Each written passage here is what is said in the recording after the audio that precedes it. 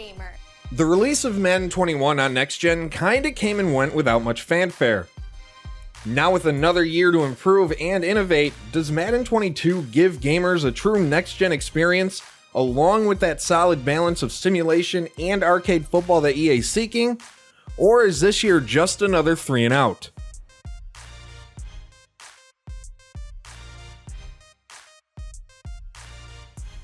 Being the second installment of Madden on the PS5 and Xbox Series X, there aren't any huge leaps in the on-the-field graphics this time around. The biggest changes come with the long-awaited face scans and hairstyle upgrades to various players. As far as presentation goes, next-gen stats make their presence more known early and often this time around in multiple aspects. Black and neon green is the name of the game everywhere you look in Madden 22's menus and broadcast packages. Now, I will say I'm a huge fan of the upgrade they've made to the pre-game presentation that now focuses more on the quarterback battle between the two teams, even if one of them happens to be Drew Lock, instead of highlighting every starter on each team. And the next-gen stats integration is well utilized and gives us a preview of the jump in stats Madden 22 has made.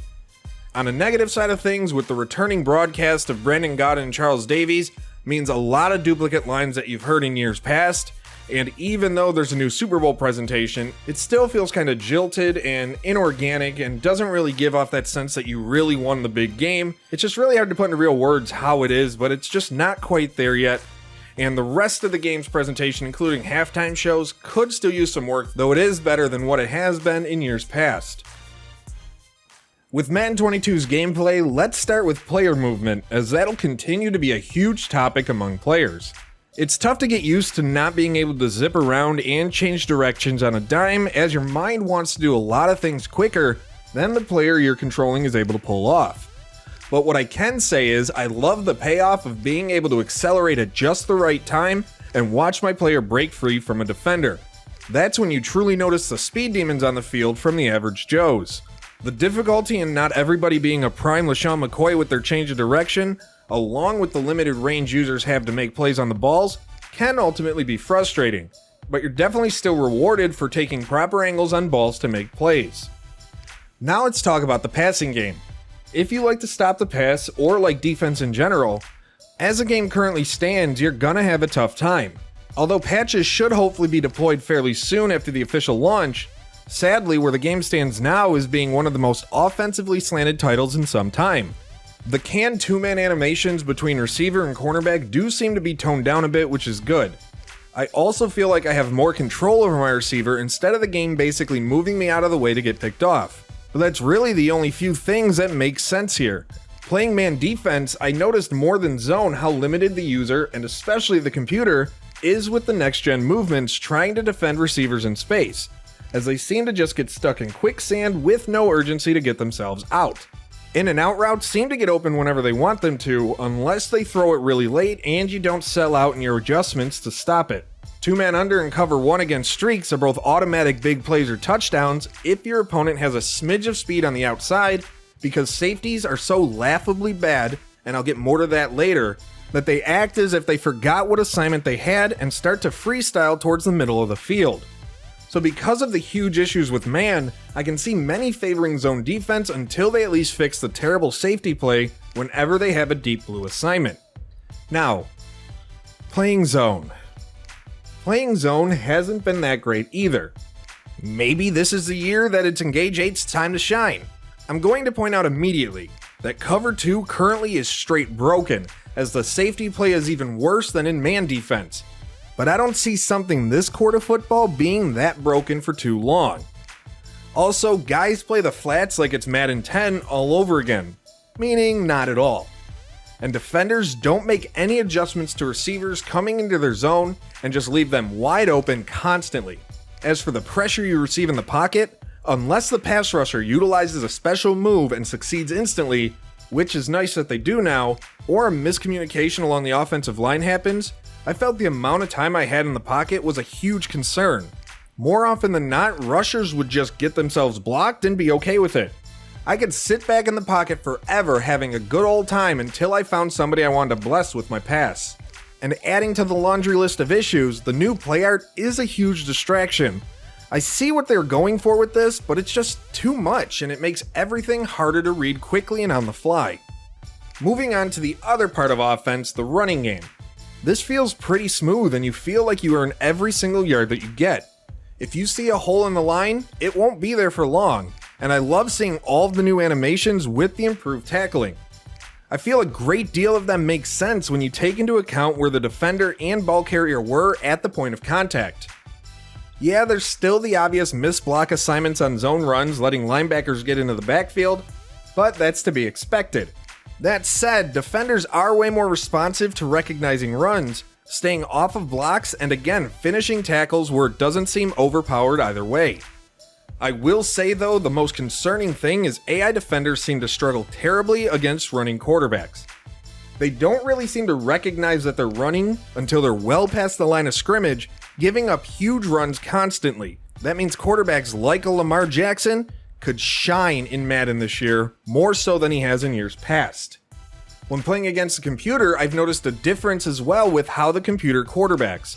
They're more aggressive than before, especially playing against a Pat Mahomes or a Tom Brady, as you'll get a healthy diet of deep passes early and often.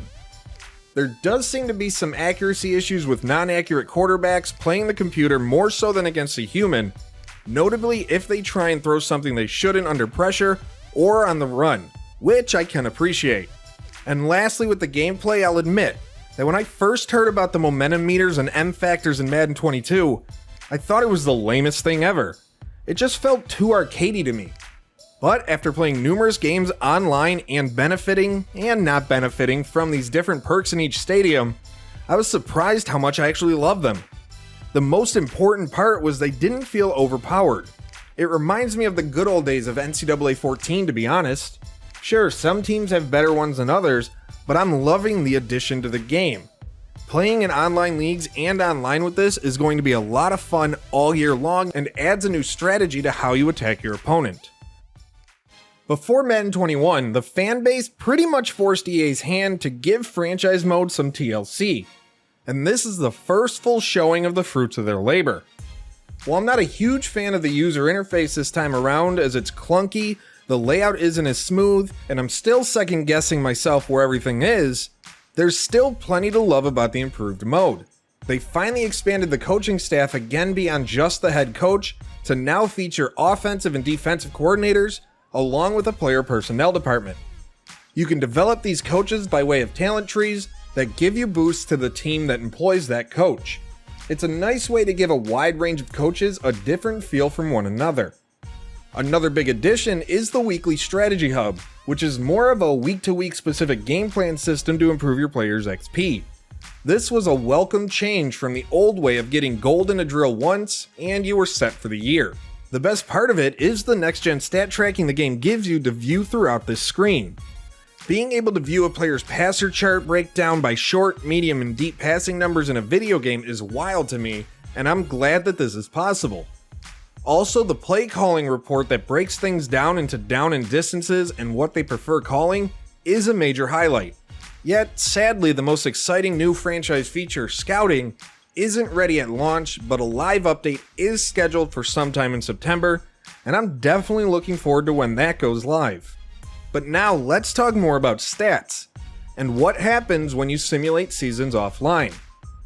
I'll start by saying that the fact that players are given an additional game makes the numbers that quarterbacks are putting up even more disappointing. There are 12 quarterbacks who reached 4,000 yards last year, with 5 or 6 hovering around 3,800. Yet, in Madden 22, the top guy would barely reach 4,000. And again, this is with one extra game.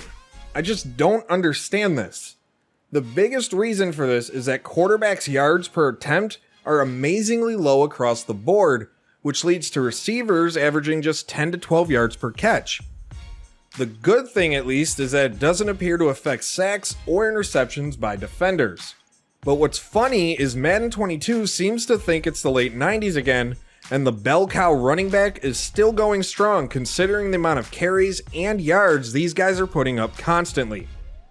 As franchise mode currently stands, implementing next-gen stats into the day-to-day grind is genius, and the mode as a whole has received a new coat of paint rearranged everything, and added small things here and there that fans of the mode will love. But until the scouting is live, it's tough to fully gauge this mode as a whole. But I do like the upgrades that they've made, and the fact that it wasn't just lip service and that they actually did hear us and wanted to do something about it with the mode. Face of the Franchise is back and is an improvement over last year's installment. Cutscenes are less cringy somehow, so they do deserve kudos for that, even though at the end of the day it is your typical video game storyline.